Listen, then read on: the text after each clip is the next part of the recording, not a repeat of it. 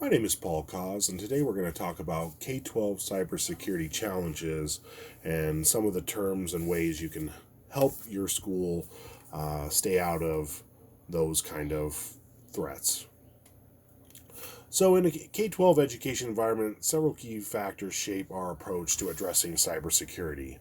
Legal statutes governing student information privacy, nonprofit nature of institution, scales of independent operations, unclear roles and responsibilities within the schools. But what is a cybersecurity problem? Who are the bad guys?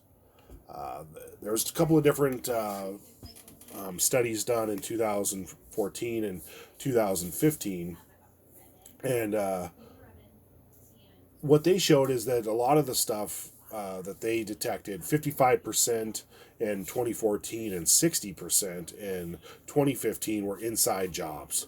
So basically, meaning someone within the system, within the school, knew how to get by something or knew of a vulnerability and exposed it or took advantage of it.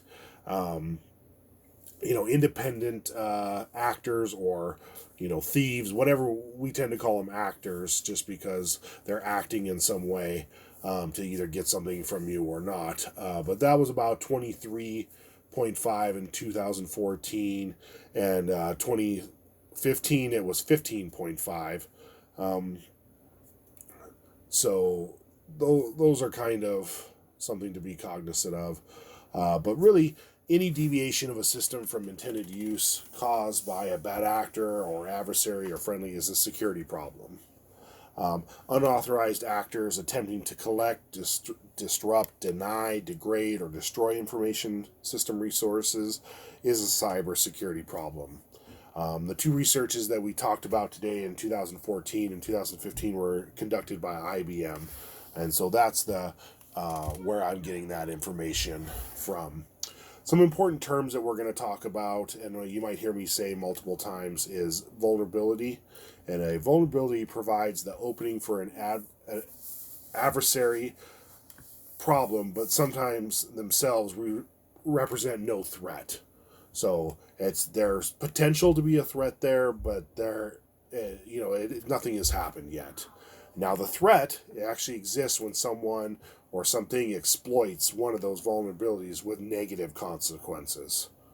And so that's where that threat comes in. And then an actual incident is an actual specific realization of the threat, also known as an attack. So some of those common threats are like hacking, phishing, malware, different types of malware, various DDoS attacks.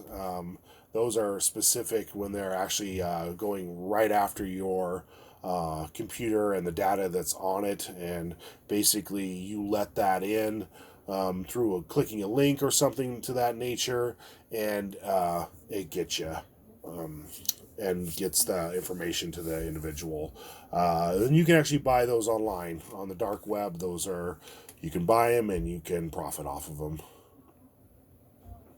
Okay, so let's talk a little bit about uncommon vulnerabilities. We brought up that term before, and so a lot like a typical vulnerability is uneducated users. Those end users, that are clicking on the links that they shouldn't be, that are downloading things from various different pages, and it just didn't have the professional development either given to them, or they thought it was necessarily to develop that education on those vulnerabilities, and then that ends up being the cause.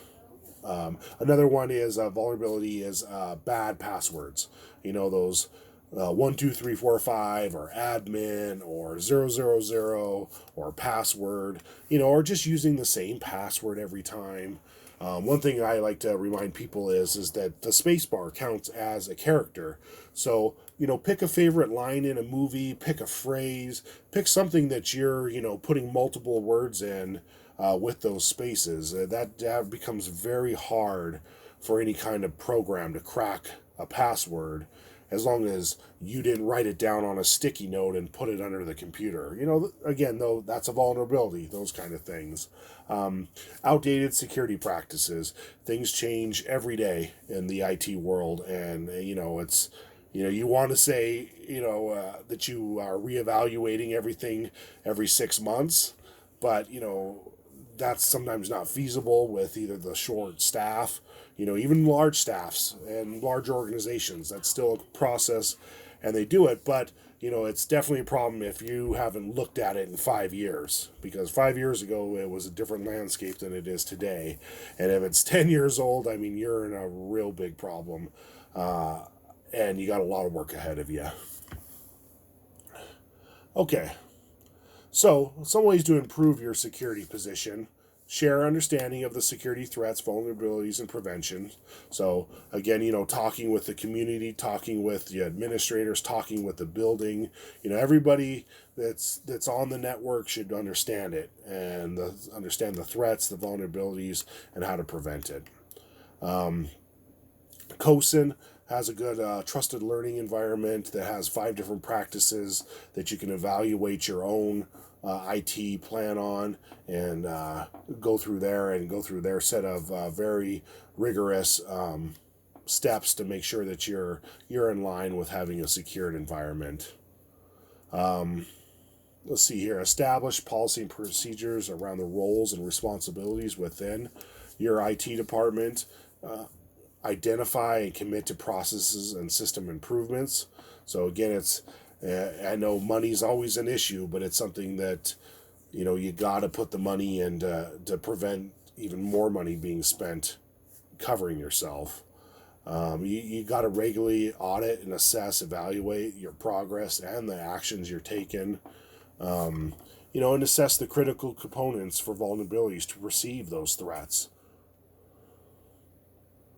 Okay, so some security goals that you might want to have is, one is, cybersecurity attacks cannot be prevented completely, but the frequency and impacts can be managed better. The security goals for information systems involve confidentiality, keep private where needed. Integrity, can it be relied on for accuracy? Availability, there when you need it. Resilience, endures adverse scenarios. So that's some of those goals that you want to have: confidentiality, integrity, availability, and resilience. Okay, so some of the things, how do we respond to a cybersecurity incident? Well, it always starts with prevention, so that's the first thing. But you want to have a simplified incident response strategy.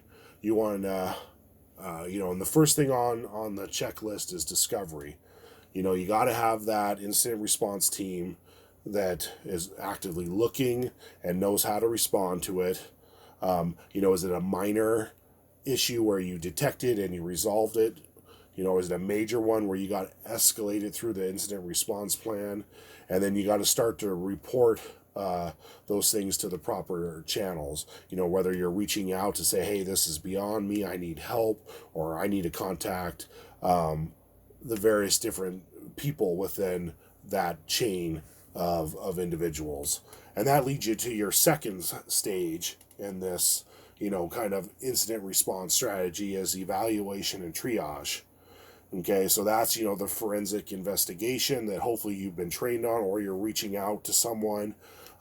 You've contained it, you've moved it, you're starting to understanding it. Also understanding your legal. If you did have a data breach, what legal repercussions are going to come from that. Another part of the triage part of evaluation to triage is the recovery. How do we get systems back online? How do we get users going back? Well, we try to figure out what caused it and how to eliminate it. The third thing would be managing the short-term crisis. So that's the response plan that you have put in place. You got to contact your communications director, whether they need to go out and talk to parents, they need to talk to the press, those kind of things. You've also, again, talking with your lawyers to understand. Maybe you have insurance that'll help you pay for some of these costs, to hire someone to do the forensic investigation if you aren't educated. Someone isn't educated enough to do it within your school system. The last thing is that long term response management. You got to have a way to looking back. How do we, improve? What legal things do we maybe now want to get? The repercussions of whatever happened. Rebuilding that trust with the parents, with the community. Those kind of things. Okay, so some other common terms I thought we would end on. It's just so you kind of knew when people talk about different things. So we talked about phishing, and there's worms, and there's viruses, and there's all those different things. And so a worm, we'll start off there, is an independent program that replicates itself and sends copies from computer to computer across network connections. Upon arrival, the word can be activated to replicate. So this is one where, you might get it and it might slowly, you don't even notice it for a while, but then all of a sudden your computer starts to go and another computer starts to go within a work environment. And it's something that can be drawn out very long or can happen very quickly. Viruses, they attach itself to a program, a file, or a disk. And then when that program is executed, the virus activates and replicates itself. The virus may be benign or malignant, but executes its payload at the same point. This is where, computer crashes or you lose all your data. So those are kind of but usually viruses are something you can just, restore your system, just re-put the operating system in your back again, going again. It's not jumping from one computer to another within your house. Logic bombs or Trojan horses. Logic bombs are malware that executes in certain conditions. The program is often used for otherwise legitimate reasons. An example would be software which malfunctions if maintenance fee is not paid. An employee triggers a database erased when it is fired. So those kind of things. Now, a Trojan horse masquerades as a benign program while quietly destroying the data or damaging your system. You download a free game, it may be fun, but you have no idea it contains hidden code that gathers personal information without your knowledge. So that's a kind of a typical one. Phishing, are emails. A seemingly trustworthy entity asks for sensitive information such as social security number, credit cards, login ID, or password via email, and it's basically wanting you to reply, giving you some hope, some cool various thing to get you to click on it. So that's one. And let's see here. I think all right.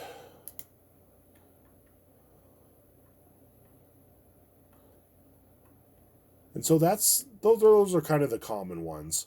I think I'll leave at that. I think we've touched on enough issues for this short little podcast, and hopefully next time we'll go in more depth about the phishing and how the different ways that you can prevent yourself from clicking on something or opening something up that you shouldn't have.